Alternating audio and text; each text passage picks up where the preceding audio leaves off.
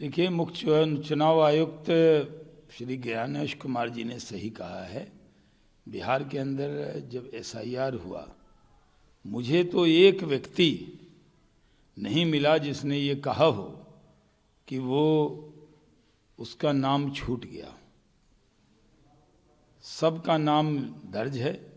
जो लोग स्वर्ग में हैं, जन्नत में हैं, वो जन्नत से आगे वोट तो नहीं दे सकते, स्वर्ग से नहीं आ सकते। ऐसे लोग जो पलायन कर गए, कहीं और चले गए, वहाँ मतदाता सूची में नाम दर्ज किया, तो बहुत बड़ी तादाद में लोग थे जो कई जगह नाम अपना दर्ज करा लेते थे। जब मुकदमे होने लगे तो लोगों ने अपना नाम खुद ही कटवा लिया। तो एसआईआर कहीं से भी किसी वैलिड वोटर को बेदखल करने की स्कीम नहीं है। एसआईआर एक अच्छी योजना है जिसको चुनाव आयोग कर रहा है।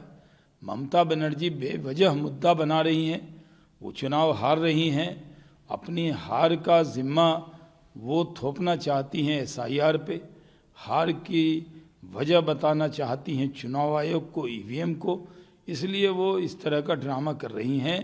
एसआईआर ज़रूरी है और पूरे देश में हो रहा है।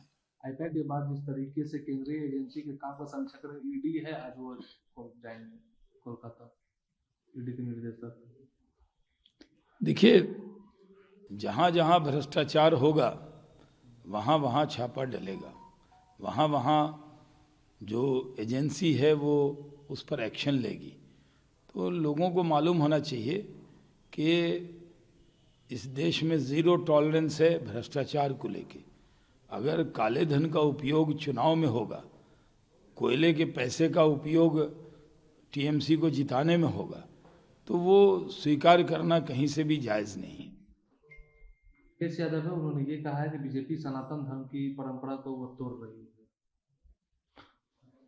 जिन्होंने कारसेवकों के खून से सरयू नदी को लाल कर दिया, जिन्होंने सनातन धर्म पर चोट मारी, वो इस तरह सनातन पर बयान न दे तो ज़्यादा अच्छा है। अखिलेश यादव अपनी लाल टोपी को संभालें, उनको अन्य चीज़ों पे ध्यान नहीं देना। 2027 में भी फिर से भारतीय जनता पार्टी वहाँ आने वाली है और अखिलेश यादव बुरी तरह हारने वाले हैं, इसलिए वो बयानबाजी कर रहे हैं। दोनों पीएम मोदी की ये प्रशंसा की और कहा कि भारत के साथ बहुत बड़ी जल्दी ही नोट डील करने वाले। देखिए, हमारे नेता नरेंद्र मोदी के नाम की धूम पूरे दुनिया में है और हम लोग ये मानते हैं कि भारत का सौभाग्य है कि एक ऐसा नेता मिला है जिसकी कदर दुनिया करती है और भारत को एक बड़ी इकोनॉमिक ताकत के तौर पर उन्होंने उभारा है।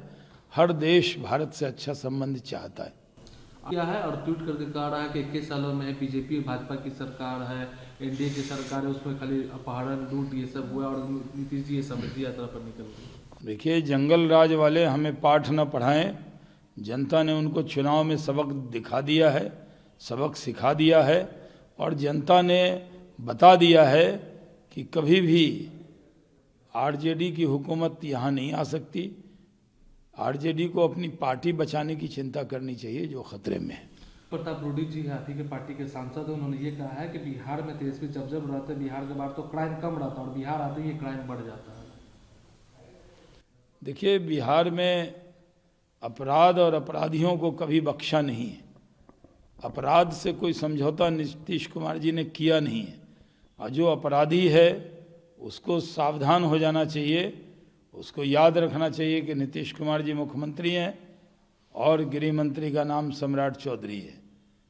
इन दोनों के रहते अपराधी का मनोबल तोड़ा ही जाएगा। पटना में आज भी एक अपराधी का एनकाउंटर किया मसौड़ी में, जिस तरीके से मुठभेड़ हुआ था पुलिस और अपराधी के बीच में। बिहार के अंदर साफ संदेश है कि सुशासन बाबू के राज में, नीतीश कुमार जी के राज में, सम्राट चौधरी के गृह मंत्री रहते कोई अपराधी अगर अपराध करेगा इसी तरह इनकाउंटर में मारा जाएगा।